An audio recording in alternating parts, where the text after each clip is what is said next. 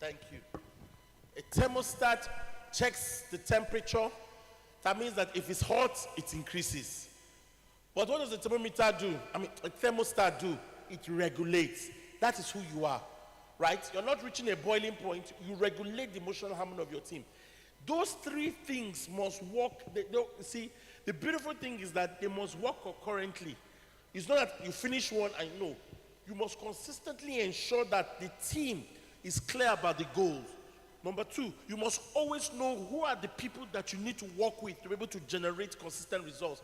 Number three, you must always make sure that the team as a whole, that they're in the right balance.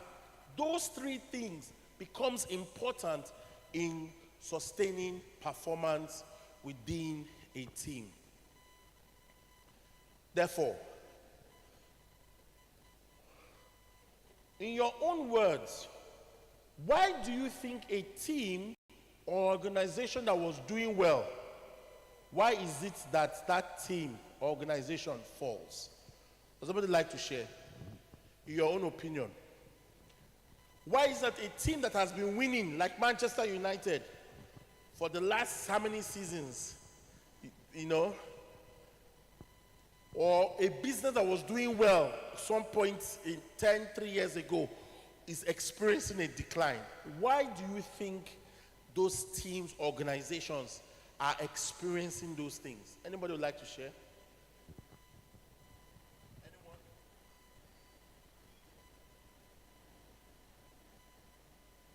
Would anyone like to share? Oh, sorry. Okay. Please, your name, sir. Some people want to say from here. Okay, my name is Felix. Yes, from which bank, sir? UBA. UBA. So there are so many things actually. Yeah. So I think for me, one of the reasons why, a previously performing organization or team yeah, is, number one, is loss of focus. Thank you, sir. Continue, sir. Then loss of discipline. Oh, my gosh. And then Continue. loss of direction. Eh?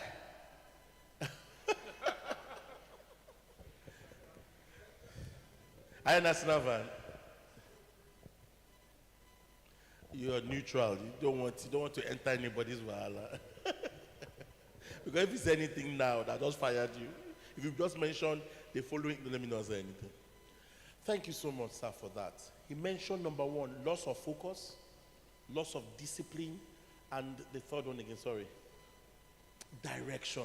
So FDD, focus, discipline, and direction.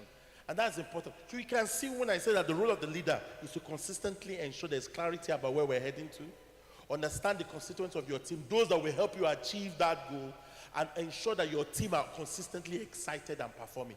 Next. Thank you so much, sir, for a powerful one. Yes, sir. Okay, so I'll just add to what he has said. Yes, sir. This is Louis from NDIC. So Yes, I think also if there's a change in the leadership of the team, that can also affect. Yeah, so when there's a change and the people don't understand the direction of this leader, it also affects and impacts the team. Thank you so much, sir. Okay, let me steal from the No, still, sir. No, there's not a problem. Your thoughts. from the screen. Actually, just like you mentioned over there, Yeah. overconfidence. Yes. You become vulnerable if you are winning, just like you have there. Even in economic terms, paradox of plenty, or what they call Dutch disease. You feel I've gotten everything. So, thank you. Come and give me a hug. Although it's 14 years. Thank you, sir. $1 will come. NDIC. Thank you so much, sir. And that's the hubris a lot of organizations fall. You've been winning all the time. You become so overconfident. And overconfidence blinds you to the shifts and changes that are taking place in your industry. I remember Michael Lazardis of then the BlackBerry. When in 2007, iPhone came out. So no BlackBerry was known. How many of us had a BlackBerry? One, it had so many, the pad. It was it changed the way we did business. But all of a sudden, iPhone now comes with nothing, just screen, a whole screen. You know what Michael Lazardi said? Michael Lazardi said that this thing will not last. Where's BlackBerry today? Where's iPhone on your table? Some of you are holding it right now. So that tells you a lot that sometimes the way people think, the hubris of success, the Dutch disease, can blind you from those things. So again, that's what you were talking about. This thing brings people to a place of training capacity. And that's what you see. A lot of people become overconfident because you're always winning. You're not changing. You're not reevaluating yourself. You're not promoting. And listen, the greatest room in the world is the room for improvement. If you're not consistently improving, then you're becoming irrelevant. Listen to what Peter Drucker said. He said that we're in an era of 3 C's. Number 1, an era of overwhelming complexity. Number 2, an era of tremendous competition. But he said something so profound. He said we're an era of accelerated change. Change is changing, and it's changing in our lifetime. What you thought about last year.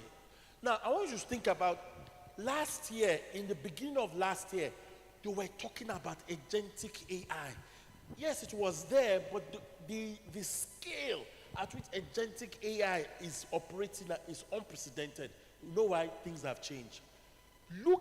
Compare your use of AI today compare it till, let's say, first quarter 2025. You will notice that you're more using AI now because things have changed. There's a greater demand for all of this technology. So if you are not changing, then you're irrelevant. And that's what has happened to many organizations. You see, this hubris is what has caused a lot of businesses to fail because people are no longer confident. And listen to this. Think about, thank God UBA is here.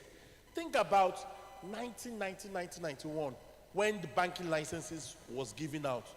The big banks like Wema, IBWA, AfriBank, UBA, First Bank, Union Bank, all of them were dominant banks. When the likes of GT, Zenith, Standard Trust, all of them came out, the big banks said,